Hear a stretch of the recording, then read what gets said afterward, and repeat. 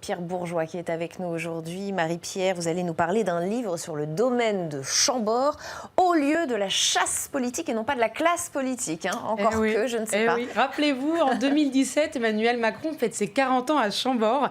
Les coulisses de cet événement un peu particulier sont racontées dans un livre qui s'appelle Un Noël à Chambord, écrit par la journaliste Émilie Lanez. Alors, l'anniversaire se veut plutôt discret. En descendant de la voiture, Emmanuel Macron croise la fine fleur des chasseurs français. Alors, il y a Thierry Coste, le premier de tous ces lobbyistes, et Willy Schrein, le président de la Fédération nationale des chasseurs.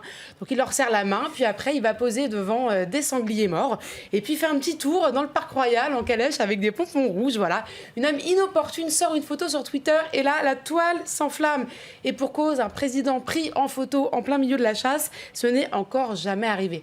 Comme l'écrit la journaliste du Point, le domaine de Chambord, c'est le privilège d'une élite depuis François Ier, un héritage de la monarchie absolue. Drôle de symbole, donc, pour un président de la République. Et drôle de choix. Pourquoi Emmanuel Macron a-t-il choisi d'aller à Chambord, alors, c'est pas un choix du hasard. D'abord, l'idée, c'était vraiment d'aller draguer les chasseurs. Parce que c'est bien rien n'est du hasard, jamais. Rien n'est du hasard. Parfois, il y a du hasard dans la vie, mais ça, c'est en pas politique, surtout. Ça, c'est pas du hasard. Emmanuel Macron, s'il va à Chambord, c'est vraiment pour séduire la France des campagnes. Aujourd'hui, dans l'Hexagone, il y a à peu près 5 millions de chasseurs occasionnels.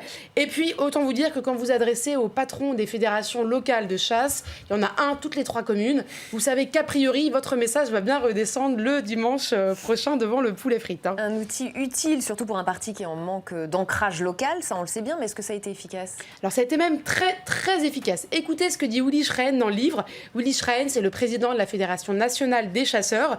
Il parle là, Émilie Lanez, du mouvement des Gilets jaunes. Beaucoup de chasseurs m'appellent, tu sais. Willy, t'as vu les taxes sur l'essence, ça ne peut pas continuer.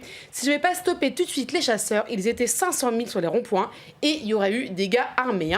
Autant vous dire donc qu'Emmanuel Macron n'a peut-être pas eu tort d'aller grelotter devant les sangliers morts. Mais se plonger dans le grimoire du domaine de Chambord, ça dépasse de très loin cet accord entre Emmanuel Macron et les chasseurs, parce qu'à peu près toutes les 3 pages, on trouve un sénateur. Et oui, là non plus, il n'y a pas de hasard. Au début de son mandat, par exemple, Nicolas Sarkozy, lui qui goûte assez peu la chasse, met fin du moins officiellement au battu officiel. Pourtant, c'est toujours utile d'avoir un œil sur Chambord et devinez qui il nomme, l'un de ses intimes, le sénateur et chasseur invétéré Pierre Charon. Autant dire que la maison demeure entre de bonnes mains. En 2011, le Sénat passe à gauche, Gérard Larcher perd la présidence du Palais du Luxembourg et la petite autre consolation, bien sûr, la présidence de Chambord. Voilà, et puis il y a bien sûr François Patriat. François Patriat, ici, on le connaît bien, c'est le président du groupe La République En Marche au Sénat. Figurez-vous que François Patriat a eu un grave accident de voiture en 2015. Après son accident, il n'arrivait plus du tout à s'endormir. Il va voir une hypnothérapeute qui lui conseille, pour retrouver le sommeil, de penser à son endroit préféré sur Terre. Alors écoutez bien, François Patriat ne cherche pas longtemps. Dorénavant, à peine est-il allongé qu'il ferme les yeux et se transporte à Chambord. L'extase l'apaise et il s'endort en rêvant aux cerfs dont les bois sont blancs. Voilà, du coup... c'est une fiction, là. Une sorte de paradis sur Terre, voilà. Il n'est d'ailleurs pas le seul macroniste à aimer Chambord. Devinez d'autres qui on retrouve à Chambord. Et je vous le donne dans le mille, Alexandre Benalla. Et oui, il est partout, Alexandre Benalla.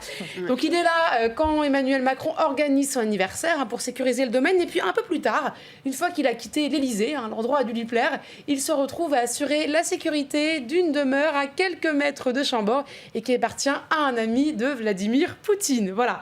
Autant dire que Clémenceau, il avait tout compris quand il disait qu'on ne mentait jamais qu'avant les élections, pendant la guerre et après une chasse à Chambord.